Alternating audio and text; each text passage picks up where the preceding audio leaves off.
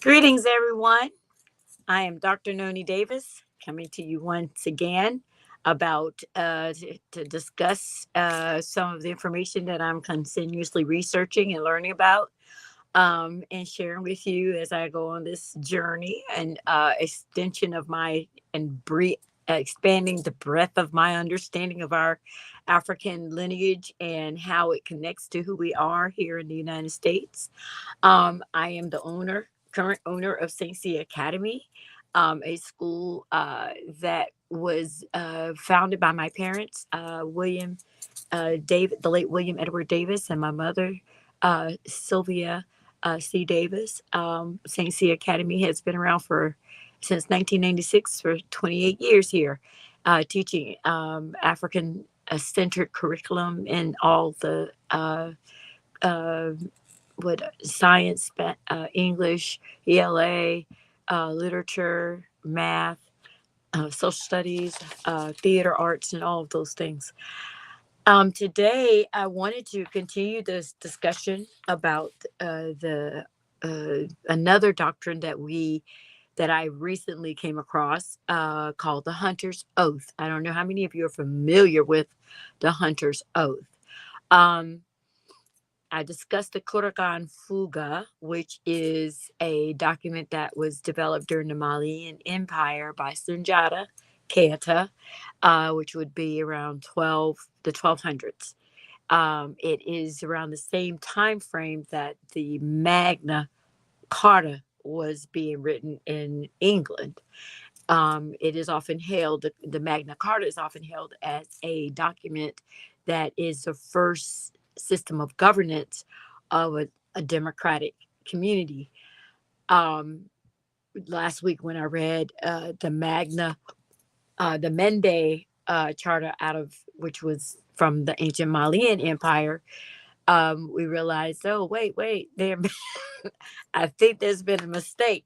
Perhaps the Africans were the first people to come up with a charter that would reflect our humanity and even in some degree.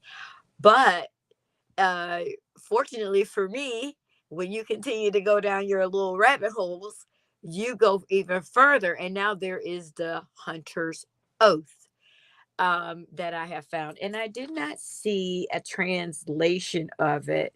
I mean, of the name. I know that Hunter's Oath cannot be uh, the uh, the Mandingo name for this document. So, but once I found that out, I will let you know.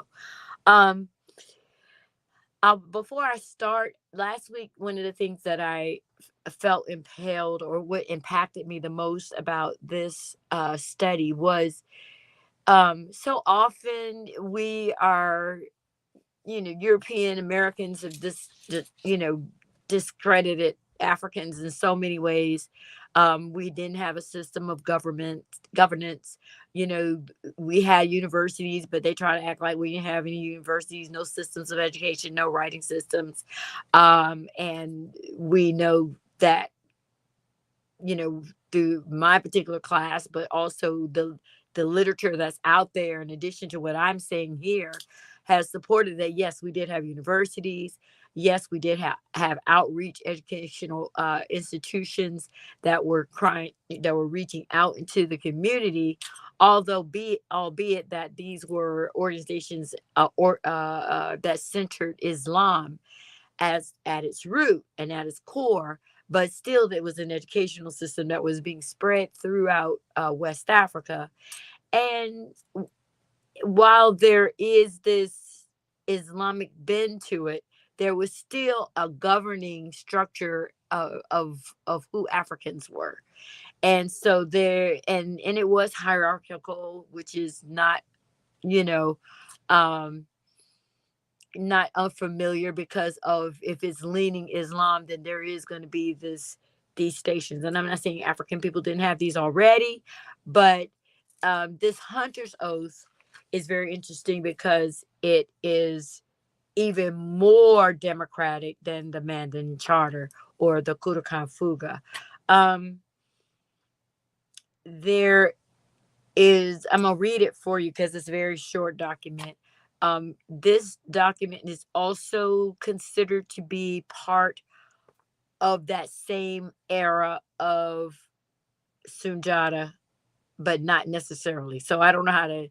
It's in that same time frame, possibly.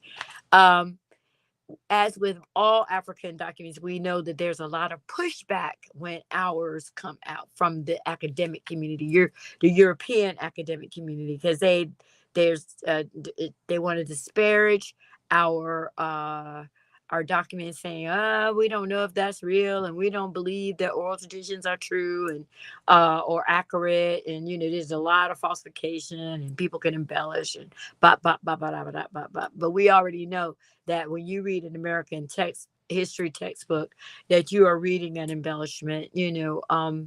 If you're going to learn about the settlers, but you're not going to learn about the genocide of indigenous people. You're going to learn about pilgrims coming here, but you're not going to learn about the carnage and the cannibalism and the just the sheer insane things that they were doing that Native Americans had to address when they came. They're like, "What are you?" Anyway, and we know the same thing with African contact with Europeans. People were in shock, like, "What in the world's going on?" And we don't understand your frame of your governance worldview, because it was so violent and so anti-humanity, that there was a lot of like, what in the world? So and we've seen that in there, even when they describe our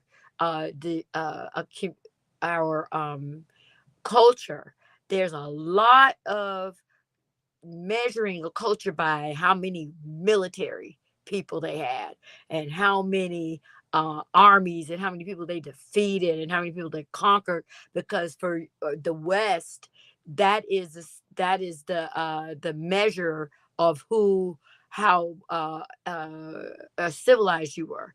Wherein there's not this idea of how humane you were, to how did you treat your citizens. Was everybody had access to food? Did everybody have access to learning? Did everybody have access to a representation, or ability to speak on their own behalf? And um this was just not what their core values were. So, and then of course they've got property. What do you have? Not who you are, but what do you own?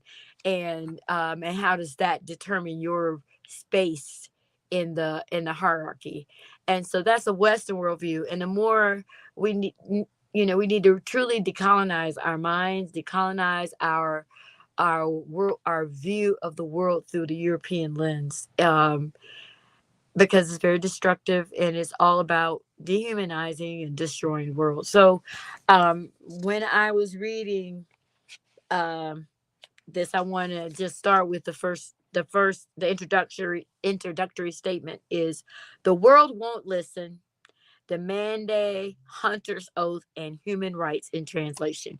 And so I pulled this from the Humanity Journal, and you can just Google it and print it out. It's a few pages. It's not too many. I think it's about 17 pages, and quite a bit of that is their references. So this is documented. This is just not me talking. They have about 2 pages back here of they have like, what, 69 um, uh, notes and references of this document, which is only 17 pages. So that's a lot of documentation.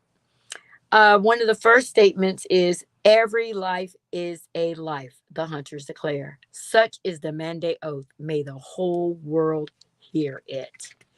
Now, some of the things that goes on when you get these documents is that people have to translate it. The translation is always can always be problematic, because you have Europeans translating this from the mandate to the to the French, or from the Mande to the English, and or sometimes it's Mande to the French and French to the English. And we know that there are words that are in different languages that just cannot be translated into another language. So, there's some.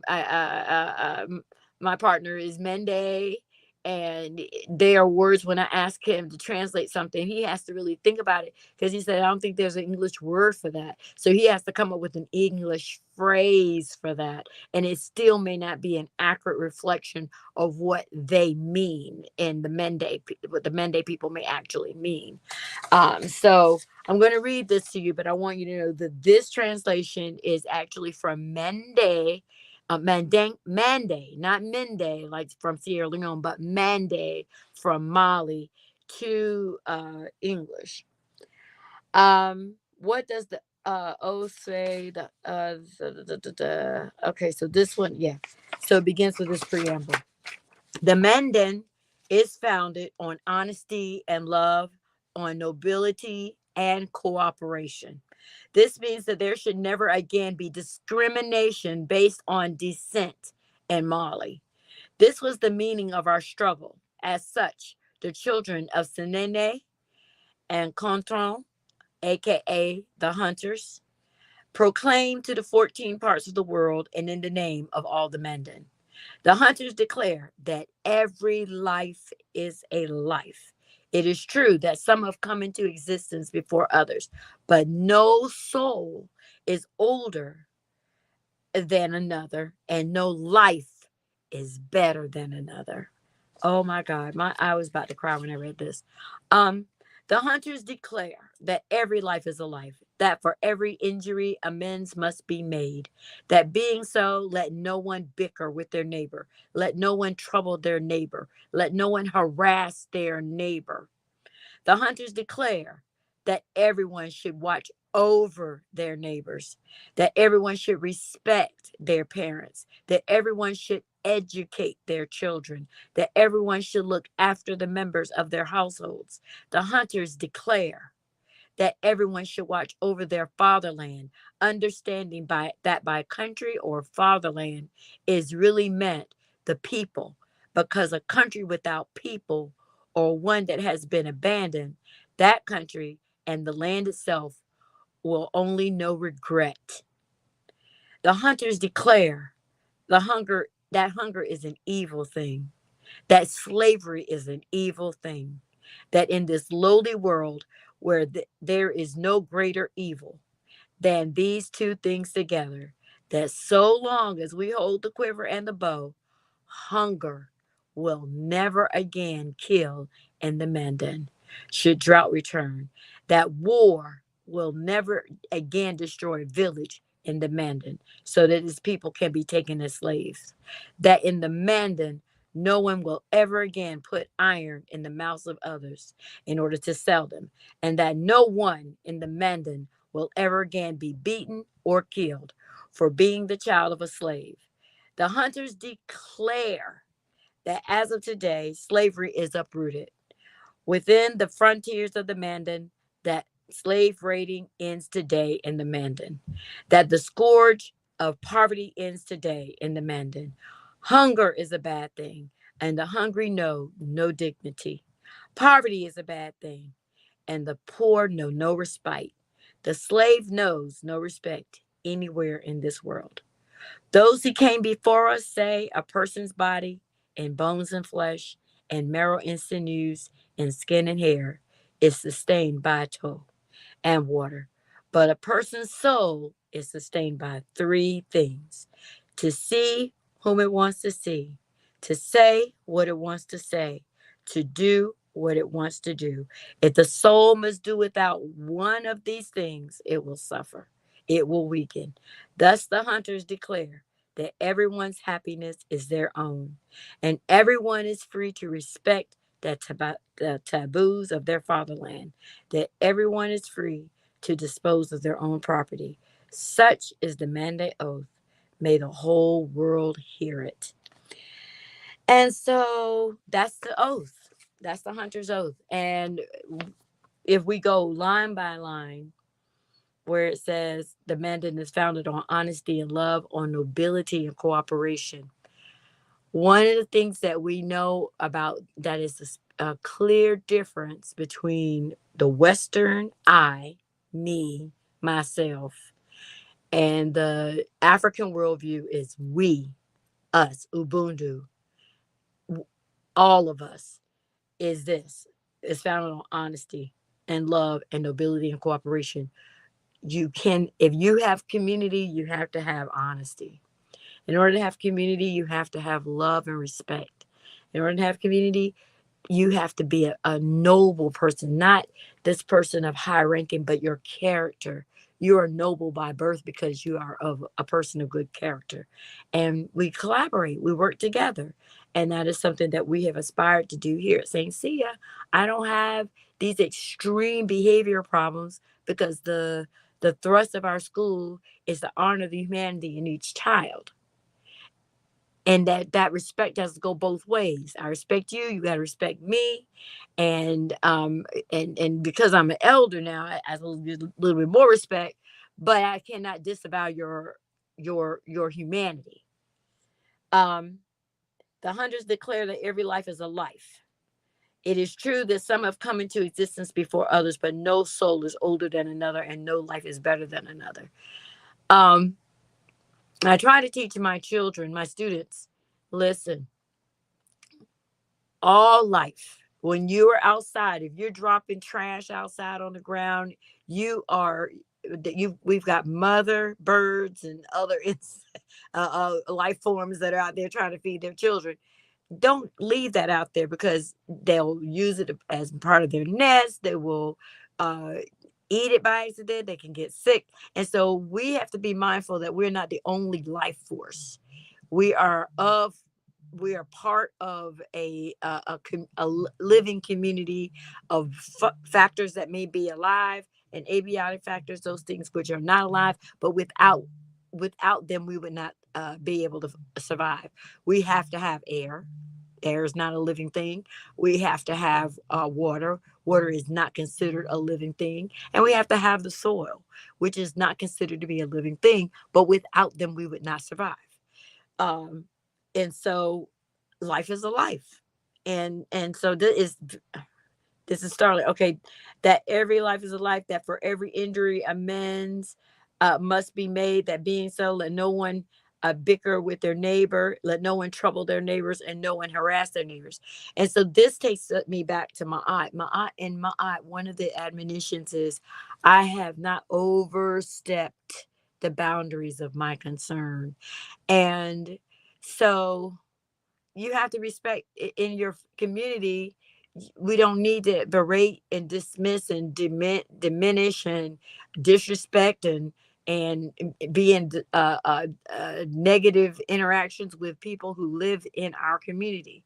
uh, let's show some grace and some considerate consideration of people. And so and that's the reason why we have certain laws in our community where you cannot. There are things that have to be tolerable. And this was something that I also read when we also read in the Mandan Charter, this idea that we have to be mindful of how we interact with each other. This next one is the hundreds declare that everyone should watch over their neighbors. So this balance that we have to achieve in our communities. You want to be taking care of people, but you don't want to overstep your boundaries of concern with them. So I'm looking out for you, but I'm not like in your business, trying to be bossy and tell you what to do and be at odds with you. Um, the hunters have declared that everyone should educate their children, that everyone should look over the members of their household. I thought that this was profound because we know that it's when they're saying educate their children, I don't know that they necessarily mean it the same way we think of with reading, writing, and arithmetic. But I also believe that they're talking about how do you guide them and lead them to be people of high character, having expectations of them to to be able to interact with their community, respect for elders, having good manners, knowing how to, clean up behind themselves, be organized, to, just the list of things that we have to do in order to raise children.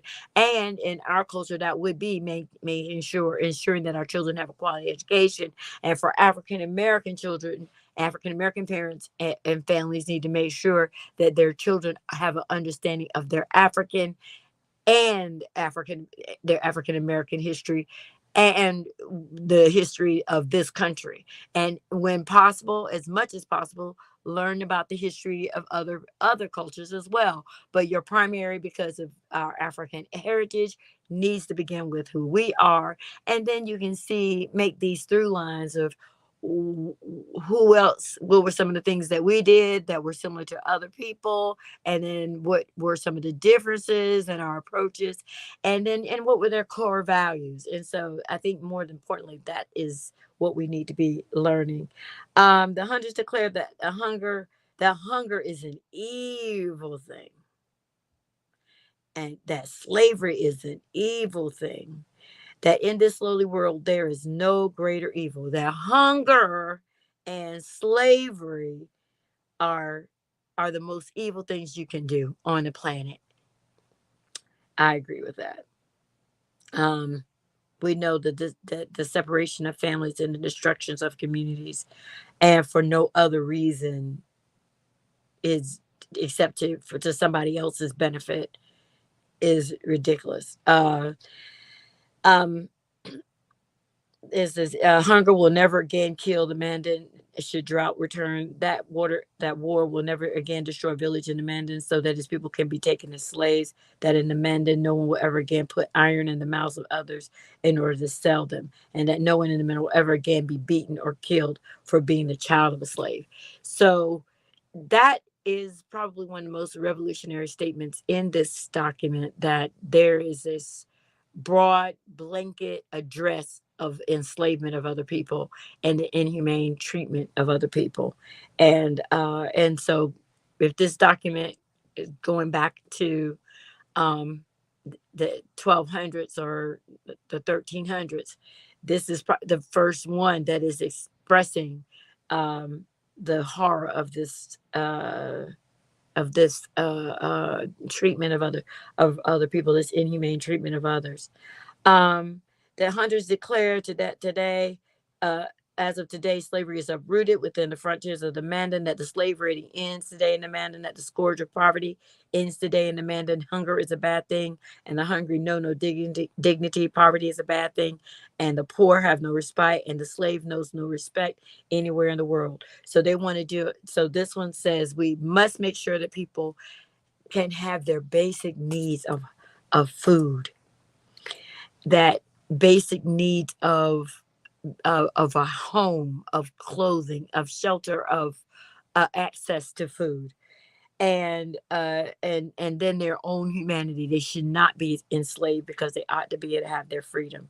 And so this at the end, um, where it says a person's soul is sustained by three things, that even though we come with bones and body and flesh and marrow and sinews and skin and hair, and which is sustained by food and water, our soul, our soul is is the thing that needs the most sustenance.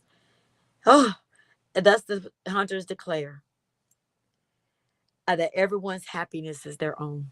No one gets to tell me what makes my happiness. And I know that based on this document, it's not be cause harm. Whatever you do, your happiness cannot cause harm. That everyone's happiness is their own, and everyone is free to respect the taboos of their fatherland.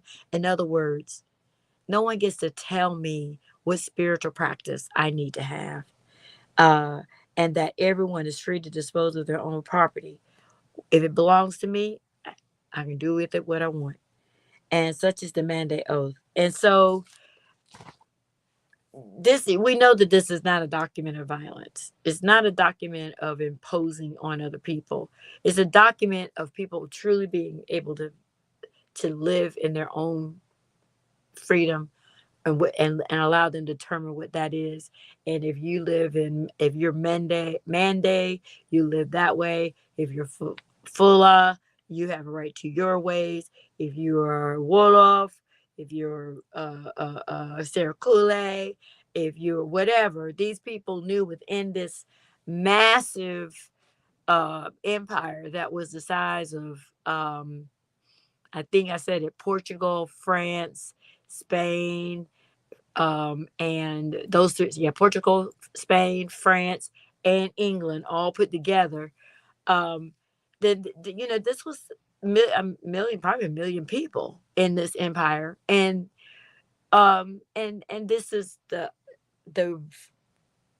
the framework of the governing structure. And so if this truly predates the enslavement of Africans, um or is even occurring during this time of, because they really don't know what the date is, but even if it's during this battle against european European and Islamic um slavery, because we know that Islam was participating in this thing too. And when you go to Palestine, that's why you see all these brown people there looking like Africans mixed with these Romans and all this, mixed race people is what they are. But you see this desire for people to be free, and for people to have their independence over their own bodies, and adhering to what they believe is best for them, and just real freedom, real genuine freedom. And the happiness was just like, wow, we've got that in our constitution, but do they mean it? Do they really mean everybody has the right to pursue the pursuit of happiness? Um, that's in our Declaration of Independence. So we're not sure. This may actually, depending on what the grounding of it, the time frame of this document, it is definitely is addressing that we have a right to have our own uh, pursuit of our own happiness, and people who are healthy, people who eat well, people who are well cared for, well educated, have definitely have shelter. um, you're going to reduce the possibility of crime. And it does say up here at the top, it says that every life is a life. And it is true that some have come into existence before others, but no soul. I'm trying to think, where's the one that says that hunters declare something about you cannot, if you take a life, then you have to deal with that. So, honesty and ability. This means that there should never be discrimination based on descent and Mali. That this was the meaning of our struggle. Assure to the 14th part. Okay, I don't see where it said that, but I remember. Oh, the hunters declare that every life is a life, and that for every injury, amends must be made. That being so, let no one bicker. And so they're saying they're establishing at the top that you cannot, if you do cross the line, you will be dealt with, and there will be an expectation for some restitution or reparation for what has been done. But in general, it's just good for African people to know. I believe, I sincerely believe it is good for us to know that we had our own documents, we had our own ways of knowing, we had our own cultural values and frameworks of how to interact with each other, and we need to continue to build on those and expand them, research them, look at them, and see if we can use them as a framework to build our own, to continue to build our community and all of that. So anyway, I tell you, I thank you so much, and thank you for joining me. Peace and love and blessings. Ashe.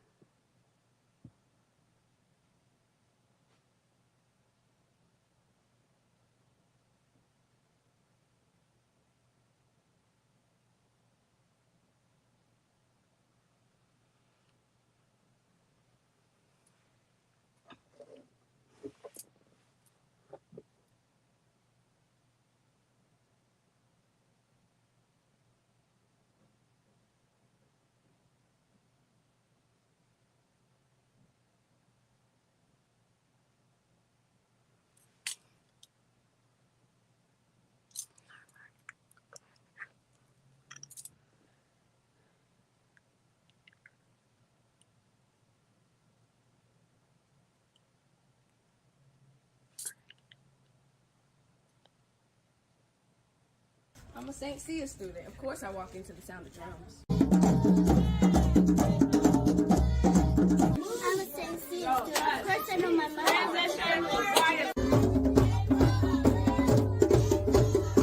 I'm a St. Sya student. Of course I can play the drums.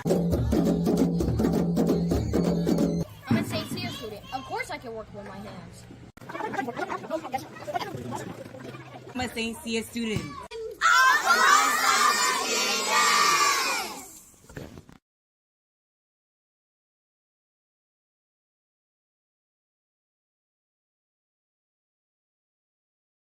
Recognize the excuses are not valid. They're conjured up, they're fabricated, they're lies. And how do you stop the lies? You stop the lies with the truth. And the truth is, you have time. You have the skill, you have the knowledge and the support and the willpower and the discipline to get it done. The fruit of everything good in life begins with a challenge. Everything is uphill this world. And it's not going to come to you, and it's not going to fall in your lap, and it's not going to be something that, oh my God, it just was so simple. It's always going to be difficult. If you want it, you gotta go get it. This is your chance. This is your shot. This is your moment. This is your time. This is your place. This is your opportunity. This is my time. This is my moment. Tomorrow, tomorrow, tomorrow. Ain't no such thing as tomorrow. We only got today. It's your dream. If you want to have it, get your butt up and make it happen. If you want to have it, rise and grind. You still got work to do. Stay on that basketball court. Stay on that football field. It's grind season, homie. This is your time to get what you want. Go work that thing with Work That Thing supplements.